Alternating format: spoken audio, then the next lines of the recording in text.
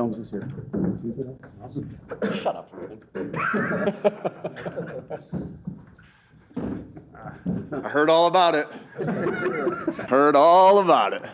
I'm just teasing. All right, go ahead, guys. Nick, Hard Knocks is filming this week. I was wondering what your message. Well, it seems like what's your message to the team now that that's starting up? Yeah, we obviously talk about everything. I won't get into all that. What the message is for that particular thing, but our attention has to be on what we need to do. Period. And our focus that doesn't.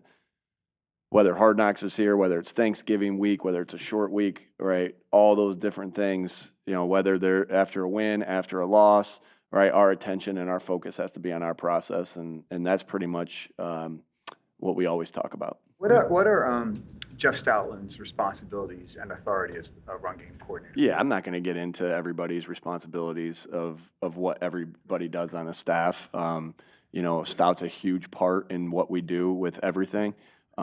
Whether it's the run game, whether it's protections, fundamental stuff, everything. So we have a collaborative effort with everybody, and you won't get into the specifics of each individual person. Nick, on Monday you mentioned that getting Saquon the ball because of the playmaker he is.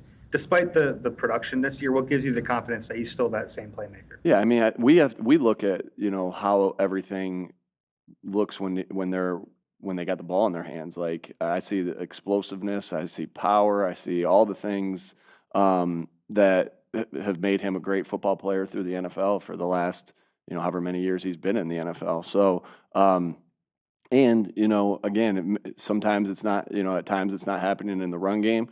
But, you see that explosiveness also in the pass game.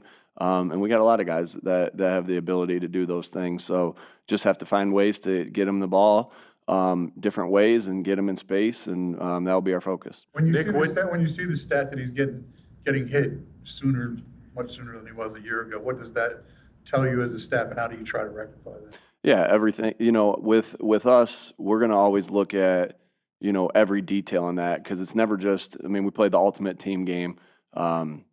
It's never just one thing. So you're trying to zero in on the things that are why that's happening.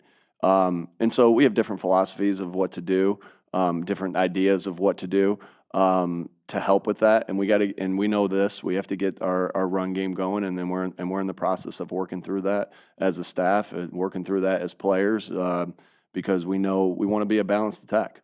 Nick, when a team is as aggressive as the Bears are getting takeaways, does that change how you do things? Do you need to stay aggressive, or do you try to be more careful? How do you approach that? Yeah, obviously we think about the ball an awful lot. I believe they're number one in the NFL in takeaways, and we're number one in the NFL in giveaways. And so in a positive way, obviously. And so that's always on our mind. That's always on our focus. You be just as aggressive as you always would be, knowing where their playmakers are, and where they're doing a really good job of catching the football.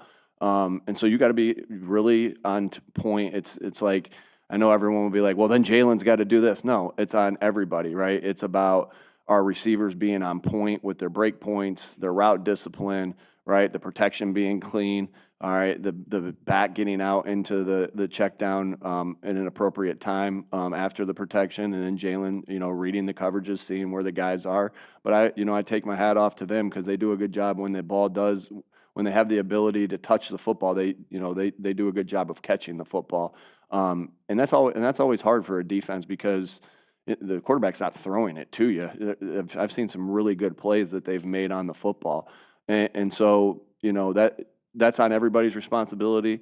Coaches, again, putting guys in position to succeed against different looks.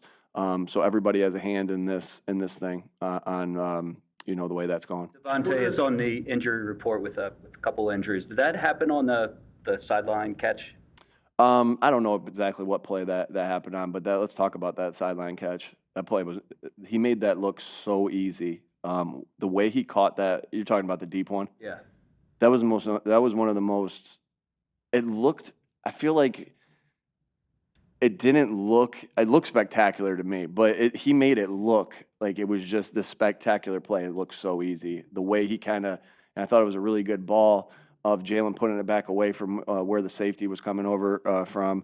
And then the way he just adjusted to it effortlessly and caught it, and then kind of, I think you're asking me that because he kind of got folded back and then landed on his feet. Like this guy, you know, we got some phenomenal athletes on this football team, but this guy is man, yeah.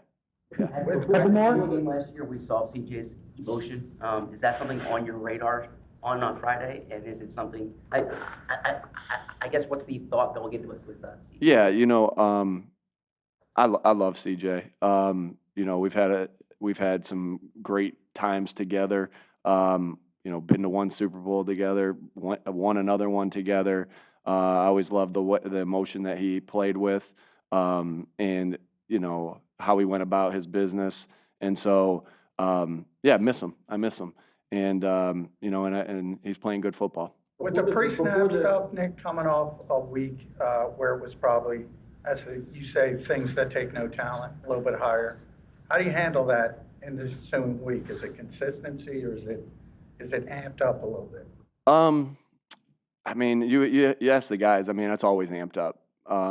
Any of these things that, you know, we'll talk about those things every meeting, and so it's always amped up, and you're always just looking for ways to fix it. And you first have to look yourself in the mirror. How can we fix it? And we have some ideas on how to fix it as coaches, and then you know how the players fix it as players. So that's always on our mind. And I don't think it's possible to amp it up anymore because it's already pretty amped up. Last one.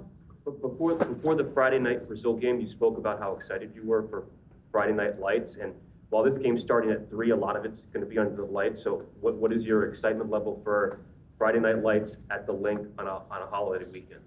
You know, I was like to open the season, so it was like during high school football time, which I know high school football is winding down. I think it's cool, just the Thanksgiving thing. You know, you grow up. Again, your focus and your preparation is the same no matter what. But you grow up watching, you know, television and watching football with your family and your loved ones on Thanksgiving. Now this is a little different. It's on the Friday after Thanksgiving. But I think that's always cool because you got, you know, so many people that have that as a dear memory for them of what, you know, or maybe I'm overhyping that because I grew up in a football household, but we loved that. You know, we loved College Bowl. You know, I remember we had to drag this huge when all the college games were on. When all the college games were on New Year's Day, we had to drag this huge TV down. Not huge; it was just a really heavy TV downstairs, so you could watch the Rose Bowl at the same time you were watching the Sugar Bowl or whatever the heck it was. And that's kind of the memory I have of that, but also the memory I have of you know, growing up watching football on Thanksgiving as well. So it's pretty cool. Thanks, folks.